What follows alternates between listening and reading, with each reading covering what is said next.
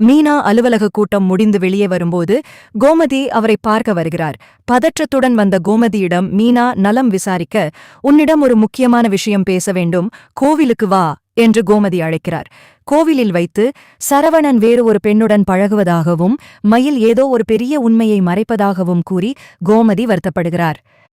மீனா முதலில் தயங்கினாலும் மயில் கர்ப்பமாக இருக்கும் உண்மையை கோமதியிடம் கூறிவிடுகிறார். இதை கேட்டு அதிர்ச்சியடைந்த கோமதி, ஏன் இதை முன்பே சொல்லவில்லை என்று கேட்க, மயிலே சொன்னால்தான் சரியாக இருக்கும் என்று நினைத்தேன், ஆனால் சூழ்நிலை சரியாக அமையவில்லை என மீனா விளக்குகிறார். மேலும் சரவணன் வேறு பெண்ணுடன் பழகுவதை மயில் பார்த்துவிட்டதாகவும் இது விவாகரத்து வழக்கில் சிக்கலை உண்டாக்கி சரவணனின் வாழ்வையே பாதிக்கும் என்றும் மீனா எச்சரிக்கிறார். அப்போது அங்கு வந்த மயிலிடம் கோமதி பேச முயற்சிக்கிறார்.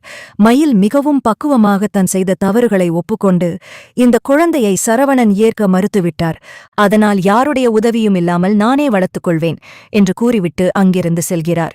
மயிலின் மாற்றத்தைக் கண்டு வியந்த கோமதி இது குறித்து பாண்டியனிடம் பேச முடிவெடுக்கிறார். முதலில் மீனா தயங்கினாலும் பிறகு இருவரும் பாண்டியனை சந்தித்து இந்த உண்மைகளைச் சொல்ல வீட்டிற்குச் செல்கிறார்கள். அடுத்ததாக பாண்டியனிடம் இந்த உண்மையைச் சொல்லும்போது அவர் எப்படி எதிர்வினை ஆற்றுவார் என்பதைப் பற்றி பார்ப்போம். மீனாவும் கோமதியும் வீட்டிற்கு வந்து சேர்கிறார்கள். பாண்டியன் ஹாலில் அமர்ந்து ஏதோ கணக்கு பார்த்துக் கொண்டிருக்க கோமதி மெதுவாக பேச்சைத் தொடங்குகிறார். உங்ககிட்ட ஒரு முக்கியமான விஷயம் சொல்லணும், கொஞ்சம் பதட்டப்படாம கேளுங்க என்று கோமதி சொல்ல பாண்டியன் நிமிர்ந்து பார்க்கிறார்.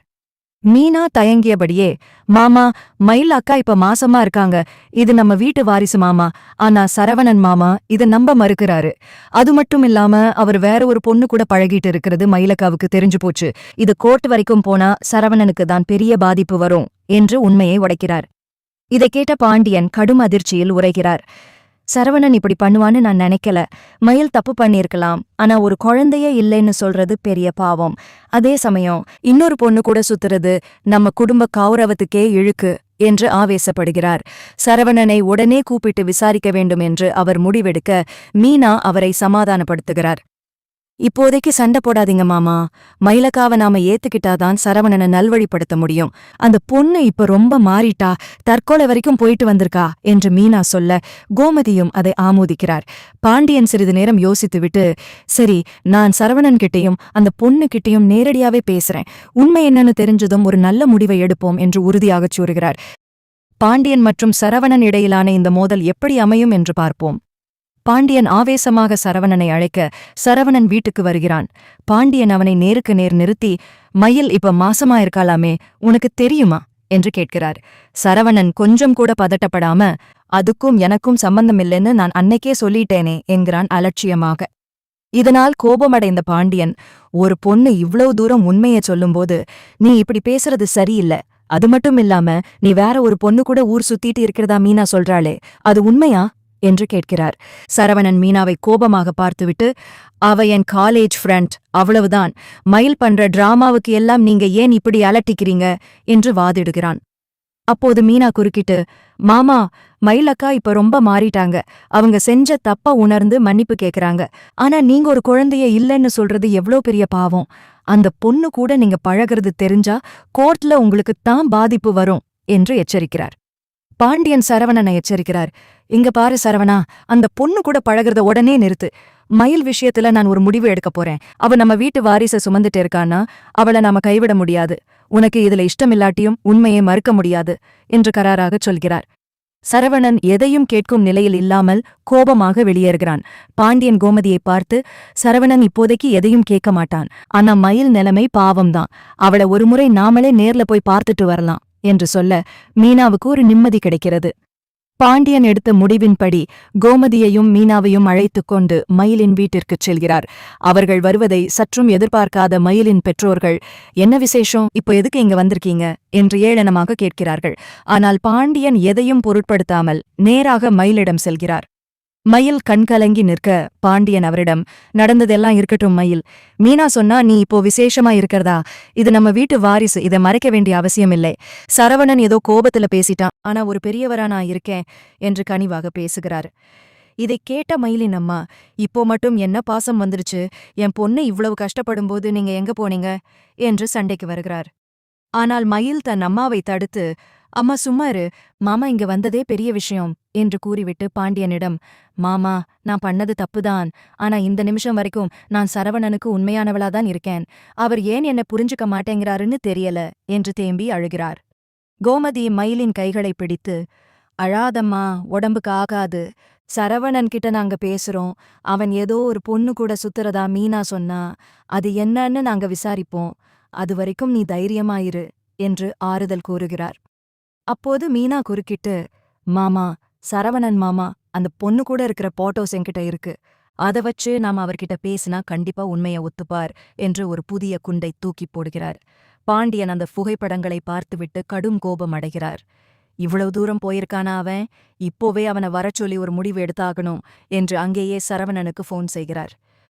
சரவணன் அந்த இடத்திற்கு வரும்போது பாண்டியன் எடுக்கும் அந்த அதிரடி முடிவு என்னவாக இருக்கும் என்பதை பார்ப்போம். பாண்டியன் ஃபோன் செய்ததும் சரவணன் பதற்றத்துடன் அங்கு வந்து சேருகிறான்.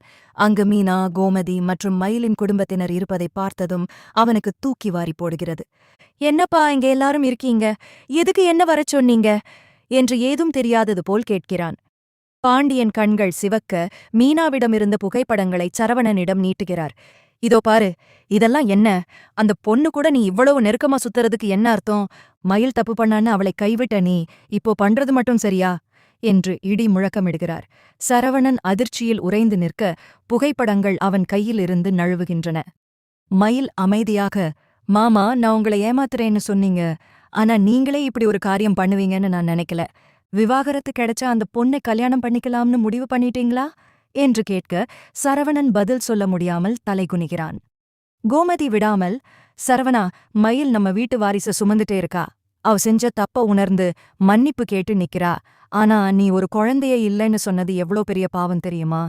இப்போ இந்த எவிடன்ஸ் எல்லாம் கோர்ட்டுக்கு போனா உன் நிலைமை என்ன ஆகும்னு யோசிச்சியா என்று ஆவேசப்படுகிறார். பாண்டியன் ஒரு நிமிடம் யோசித்துவிட்டு தனது அதிரடி முடிவை அறிவிக்கிறார். இங்க பாரு சரவணா, இனிமே அந்த பொண்ணு கூட உனக்கு எந்த தொடர்பும் இருக்கக்கூடாது. இப்போவே மயில நம்ம வீட்டுக்கு கூட்டிட்டு போறோம். அவ நம்ம வீட்டு மருமகள். அவ வயித்துல வளர்றது நம்ம வீட்டு பிள்ளை. இத நீ ஏத்துக்கிட்டு தான் ஆகணும். இல்லன்னா இந்த வீட்டோட மூத்தவனா நான் எடுக்கிற முடிவு உனக்கு எதிராத்தான் இருக்கும் என்று கட்டளையிடுகிறார்.